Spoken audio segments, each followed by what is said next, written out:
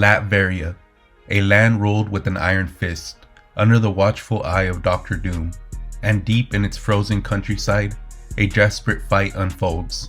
Thunderbolt Ross, Deathlok, and Machine Man are cornered, outnumbered, outgunned, and hunted by an army of relentless Doombots. But Ross isn't just fighting for survival, he's fighting for power, and he's willing to risk everything to reignite the fury of the Red Hulk. Welcome back, everyone. Today we're diving into Red Hulk issue number 4, a brutal, high-stakes chapter that pushes Ross past his limits. From near-death survival in the freezing waters of Latveria to an all-out firefight inside an abandoned house, this issue does not hold back. And the ending? Oh, you're gonna want to stick around for that. Let's break it all down. The story begins with a desperate chase through the Latverian wilderness. Thunderbolt Ross, Deathlok, and Machine Man are sprinting for their lives, an army of Doombots hot on their trail. The mechanical hunters are relentless, their programming simple but deadly. Find the intruders, eliminate the threat.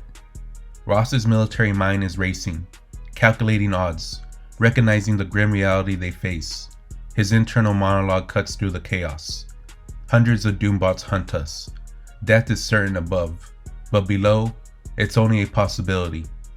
Drowning, broken bones, hypothermia, but we have to stay submerged. The cold will mask us from the thermal scans. The rough waters will throw off motion detectors. With no other options, Ross makes the call. The trio plunge into the frigid waters of a Latverian river, disappearing beneath the icy surface as Doombots scan the shoreline. But nature proves just as dangerous as Doom's technology. The current seizes them, violent and unforgiving. It slams them into jagged rocks lurking beneath the surface. Deathlok struggles, dragging Machine Man, who's powered down due to his dead battery. Suddenly, a violent surge traps Machine Man between two massive rocks. The force is catastrophic, ripping him in half. Deathlok shouts against the roaring current, "Machine Man, I can't hold on much longer." Meanwhile, high above a nuclear plant, Dr. Doom himself surveys his kingdom. He stands imposing, regal, his metal mask gleaming in the harsh winter light, an army of Doombots flanking him on either side, awaiting his command. When Doom speaks, it's with absolute authority. "I am needed elsewhere," he declares to his mechanical servants. "I trust you will handle this trivial task. A half-naked man roams my frozen countryside. If you fail to locate and apprehend him, then you are no better than scrap metal." Doom watches the horizon with cold calculation. His thoughts turn to his prey. Thunderbolt Ross believes he can outmaneuver me in my own kingdom, but I know what he seeks: nuclear energy to fuel the Red Hulk. Without it, he is nothing but a fragile mortal, weakened by the elements. This is classic Doom, seeing every angle, anticipating his enemy's every move. And here comes one of the most chilling realizations of the story. Doom has been inside Ross's head for months, studying him, learning everything about how the Red Hulk operates. And he's used that knowledge to remove the very thing Ross needs most: access to nuclear power. The trio eventually washes ashore, battered and exhausted. Ross staggers to his feet in the snow, his body racked with pain. Deathlok's systems are compromised, and Machine Man is literally in two pieces. Deathlok's internal computer pulses to life. "Your biometric readings are concerning." Deathlok grits his teeth. "Don't tell me what I already know, computer. The heat from your thermoelectric generator will warm you internally, but it will take 20 minutes and 23 seconds. But they don't have 20 minutes, not with Doom's forces still hunting them. Ross knows what they need to do. His survival training kicks in as he spots deer in the distance. Two are quickly killed by Ross and Deathlok, their hides stripped for warmth. As Ross wraps himself in the freshly skinned hide, blood still warm, his mind enters that space that only soldiers and survivors know. In war, there are these moments of clarity. Cruise missiles light up the sky. Mortar rounds shake the earth. Bullets swarm like wasps. And through the chaos, through the screaming, the pounding, the rattling, everything goes quiet. That's the primal self taking over. The part of you that knows feed or starve, kill or be killed. Most people in their climate-controlled, safety-belted lives never touch that feeling. But me, I built a life on it. This moment reminds me so much of The Revenant, that raw survival instinct that pushes humans beyond what seems possible.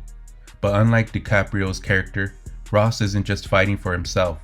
He's fighting to stop Doom, to save not just his team, but potentially the world. With temporary warmth secured, Ross leads them towards where the nuclear plant should be. But something's wrong. Deathlok glances at Ross skeptically. Thought you said you had a brain like a satellite feed. Thought you said the power plant was here. Ross straightens his back, conviction in his voice. I swear I'm right. I swear on the flag. Deathlok's computer confirms it. Thunderbolt Ross appears to be correct. I'm detecting residual radiation indicative of a nuclear facility. Ross's face darkens as the truth hits him. It means Doom knew I was coming. Of course he did. He's been in my head for months, interrogating me, studying me, understanding how Red Hulk operates. Deathlok can't believe it. And what? He just picked up the damn facility and shoved it in a drawer? There ain't a man alive with that kind of power. But this is Doom we're talking about. The man who stole the power cosmic from the Silver Surfer. The man who's challenged gods and walked away. If anyone could move a nuclear facility, it's Victor Von Doom. With the original plan crushed, Ross shifts strategies. Every power plant has a community to support it. I knew we'd find something along this ridge. They stumble upon an abandoned house, eerily empty, yet undisturbed. Inside, they find a rotting pig on the counter, a half-filled bass still sitting there. Whoever lived here left in a rush, but without signs of struggle. Something drove them away, something bigger than Doom's typical tyranny. Ross moves to a computer, searching for answers, and what he finds chills him to the bone. Doom has taken over the world, not just Latveria, the entire planet, and the people haven't resisted. They've accepted his role. Ross's face contorts with fury, his hands clenching into fists. His voice drops to a dangerous growl. I'm going to promise you something right now, Deathlok. I will not rest, not for one damn minute, not until Dr. Doom has fallen. That's the moment we see what makes Thunderbolt Ross more than just a soldier, more than just the Red Hulk. It's that unflinching determination, that promise to stand against impossible odds because it's the right thing to do. Like Batman in The Dark Knight Rises when he climbs out of the pit.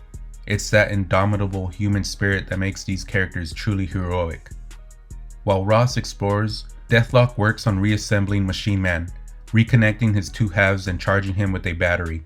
The process is slow, methodical, but something's wrong. Ross returns with Kalashnikovs he's found stashed away. How's he doing? He asks, nodding toward Machine Man. Deathlok sighs heavily. Digital systems ain't my thing. His computer interjects, but I am offering excellent guidance. Suddenly, Machine Man jolts upright, and then he begins to chant, his voice distorted and frantic. Doom, Doom, Doom, Doom. Over and over again, the name spills from him like a corrupted data stream. What's wrong with him? Ross demands. Deathlok's answer is grim. Everything. Machine Man lets out a distorted digital scream. Doom! Just as a Doombot crashes through the window, glass shattering across the room. Ross doesn't hesitate. He opens fire, shredding the Doombot into scrap metal. But it's just the first of many. More Doombots descend on the house, swarming from all directions. As they fight off wave after wave of attackers, Ross turns to Machine Man with a desperate plan. That lightning fast processor of yours better be up and running, because I need you to trigger a nuclear event. Now. Direct the nearest 1 kiloton tactical missile to these coordinates. Machine Man connects to the computer network, his fingers twitching over the console, collating information now. What he discovers is shocking. According to my scans, all the world's nuclear arms, strategic and tactical, have been collected by Doom under the guise of peace. They are stored in a massive satellite hovering over Latveria. This reveals the full extent of Doom's control. He hasn't just conquered the world, he's disarmed it completely. But Machine Man has an ace up his sleeve. I'm employing the same algorithm used during our escape from the think tank.